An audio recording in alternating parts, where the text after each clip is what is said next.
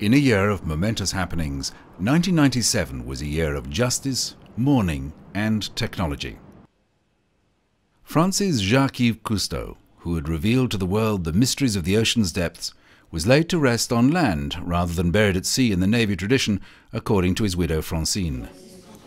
I think he has obliged people to open their eyes on very simple and important things. And he expressed that in such a way that everybody could understand it, from the taxi driver to the head of state.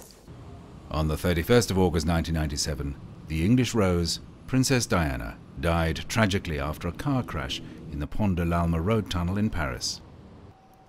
A short time later in India, the death of Mother Teresa provoked an outpouring of tributes from a world still reeling from Princess Diana's sudden death. With the passing of Mother Teresa, the world has lost one of the giants of our time. She served the poor, the suffering, and the dying. And in so doing, she served as an inspiration and a challenge to all the rest of us.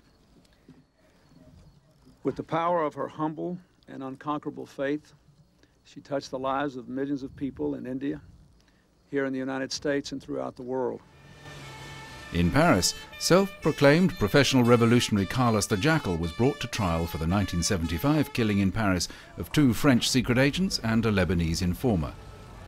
Carlos, who had been linked to some of the most spectacular guerrilla acts of the 1970s, was found guilty and sentenced to life imprisonment.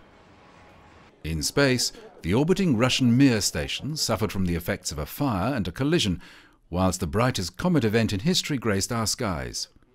Comet Hale-Bopp was the most widely observed comet of the 20th century and one of the brightest seen for many decades. It was visible to the naked eye for a record 18 months, twice as long as the previous record holder, the Great Comet of 1811. The passage of Hale-Bopp was notable also for inciting a degree of panic about comets not seen for decades. Rumours that the comet was being followed by an alien spacecraft gained remarkable currency and inspired a mass suicide among followers of a cult named Heaven's Gate. In what seemed to be an end to the Russian-Chechnya conflict, Chechnya's first post-war president, Alan Maskhadov, took office, pledging to realize the dream of independence from Russia. Maskhadov, a former Soviet artillery colonel who led separatist rebels against Russian troops sent to crush them in December 1994, also promised to strengthen the Muslim religion and fight a crime wave in the shattered region. Behind him, on the stage of the suburban assembly hall, stood leaders of the rebel force, which humiliated the Russian military during the 21-month conflict. When Maskhadov had finished his inauguration speech, hundreds of men fired their Kalashnikov rifles into the air. Maskhadov promised to bring the various armed groups in the region into line and to protect Chechnya's Russian population. The world's best chess player and the most powerful chess-playing machine at the time were set to resume their historic battle in a rematch between brain cell and computer chip. The game was between Grandmaster Garry Kasparov, the 34-year-old Russian who had been the world chess champion since 1985, and IBM supercomputer Deep Blue. It was one of the most eagerly anticipated rematches ever.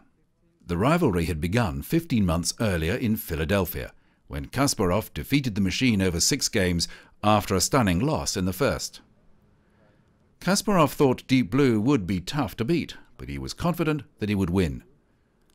The winner was to receive $700,000 US, the loser $400,000 US. The updated version of Deep Blue defeated Kasparov 3.5 to 2.5 in the highly publicized 6-game match. The match was even after 5 games, but Kasparov was crushed in Game 6. This was the first time a computer had ever defeated a world champion in match play. 1997, a year that saw advancements in computer technology and the passing of much-loved lives, was truly a year of momentous happenings.